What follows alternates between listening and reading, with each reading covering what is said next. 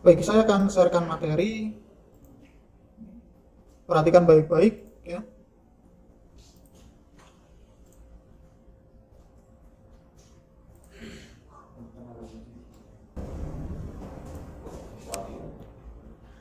Baik, saya akan mengulas sedikit tentang materi yang kemarin sudah saya sharekan ya.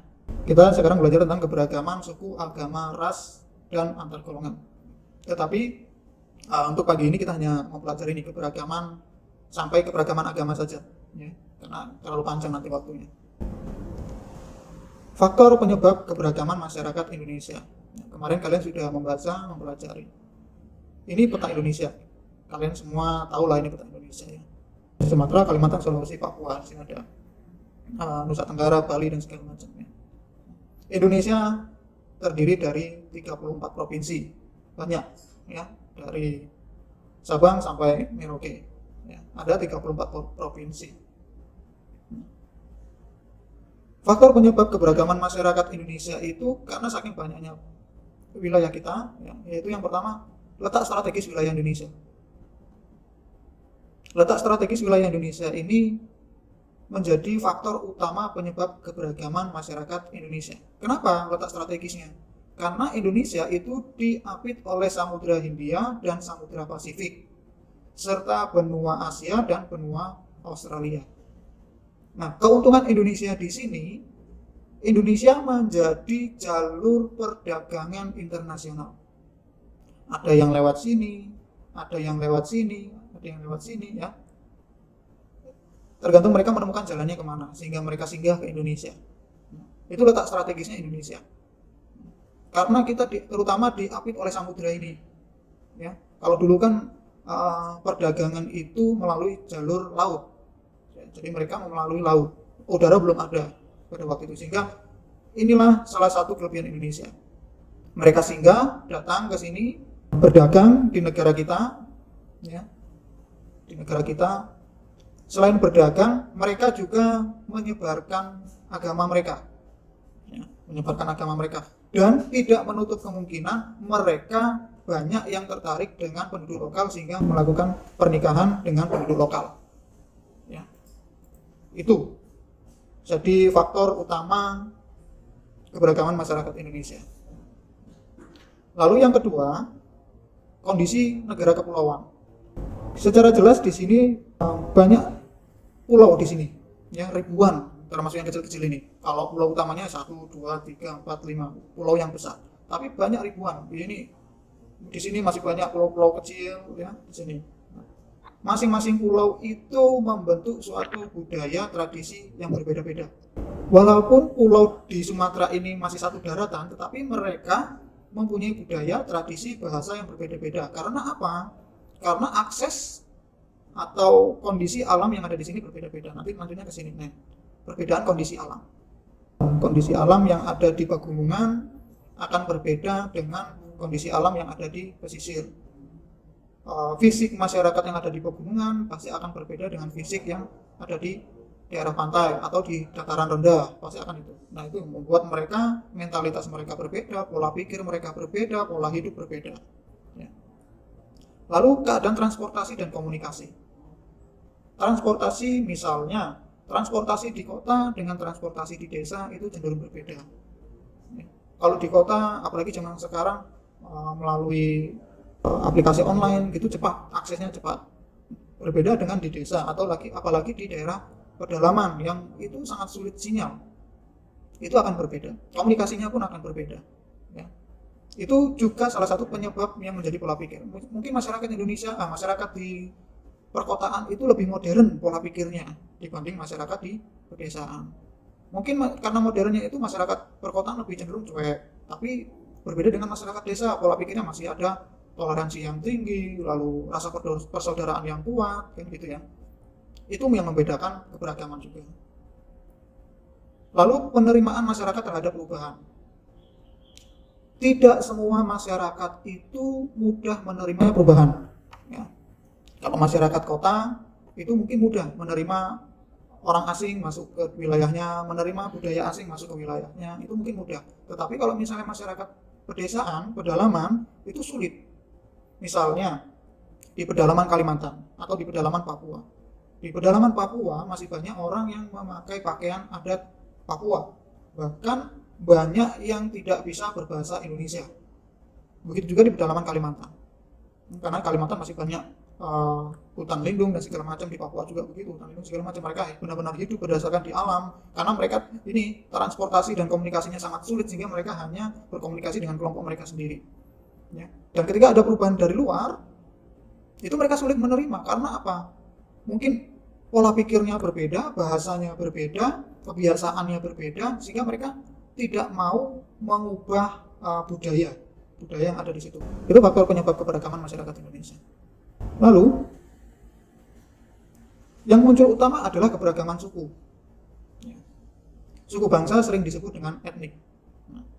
Menurut Kuncharaningrat ini adalah ahli antropologi, ahli budaya, ahli keberagaman suku dan lain-lain ya. Suku bangsa ini diartikan sebagai kelompok manusia yang memiliki kesatuan budaya dan terikat oleh kesadaran dan identitas. Jadi suku budaya atau etnik itu adalah manusia yang memiliki kesatuan budaya. Jadi kalau kamu merasa kamu adalah suku Batak, karena kamu merasa apa? Memiliki kesatuan budaya Batak. Kamu suku Tionghoa, ya berarti kamu memiliki kesatuan budaya Tionghoa. Atau kalian suku Jawa, merasa saya ini orang Jawa, gitu ya. Berarti kalian memiliki kesatuan budaya Jawa dan terikat dengan identitas itu, dengan status itu. Pak, kalau saya blasteran gimana ya? Berarti kamu suku nasional. Saya Jawa, bapak saya Palembang, dengan kesepakatan. Kamu mau diakui suku yang mana? Berarti kedua suku itu harus kalian pelajari, ya, karena kalian suku nasional di situ. Oke. Nah, kesadaran identitas itu biasanya dikuatkan dengan kesatuan bahasa. Nih di sini, kesatuan bahasa. Kalau suku Jawa, orang Jawa biasanya pintar bahasa Jawa pasti. Orang Palembang pasti akan pintar bahasa Palembang. Ya, orang Batak harus bisa bahasa Batak.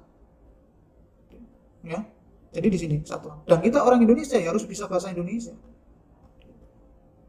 Atau kita bisa juga sebut suku bangsa itu golongan manusia yang anggota-anggotanya mengidentifikasi dirinya dengan sesama. Jadi menyamakan statusnya, menyamakan kebiasaannya, menyamakan cirinya dengan sesama berdasarkan garis keturunan.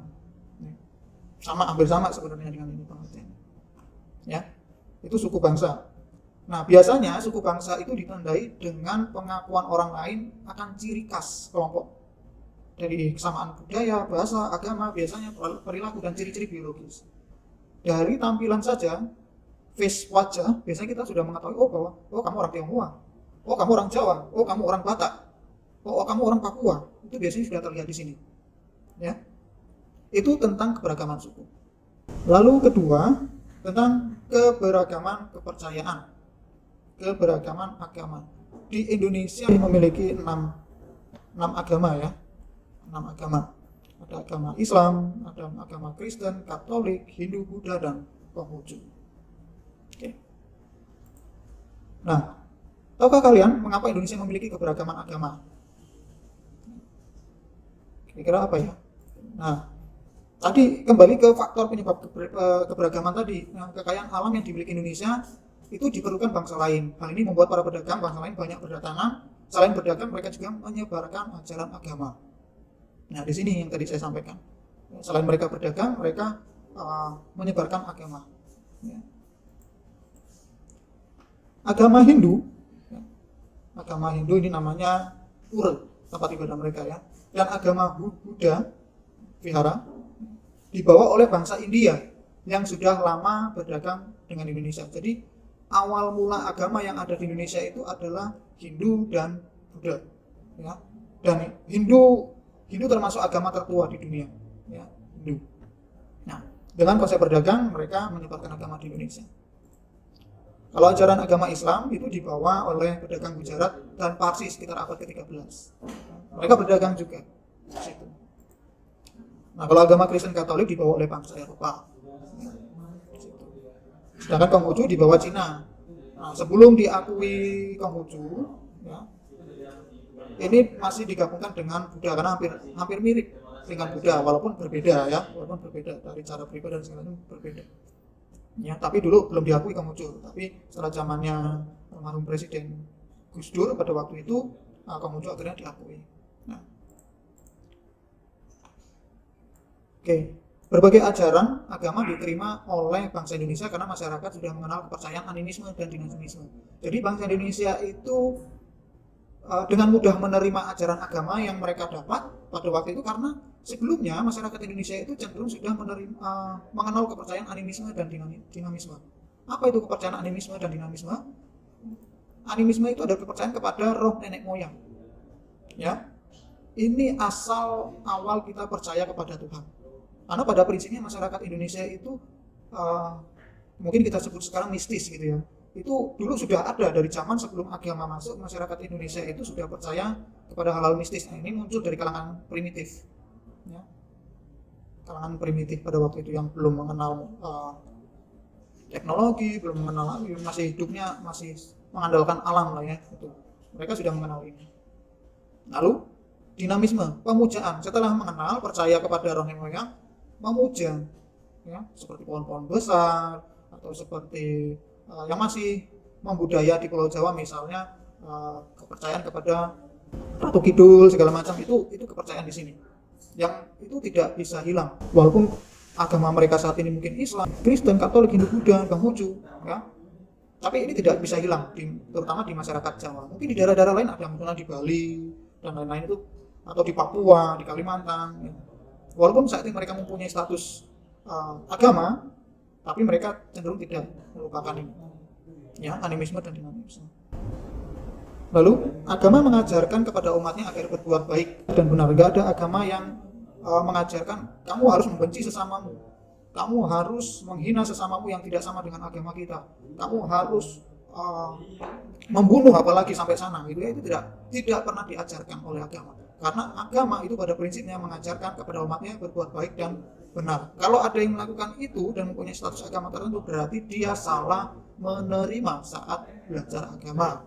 Ya. Melakukan kebaikan, menegakkan kebenaran itu adalah perintah Tuhan. Nggak ada Tuhan menyuruh kita harus saling membunuh, saling membenci, itu tidak ada. Tapi kita harus saling berbuat baik. Ya, kalau salah ya salah, benar ya benar. Ya.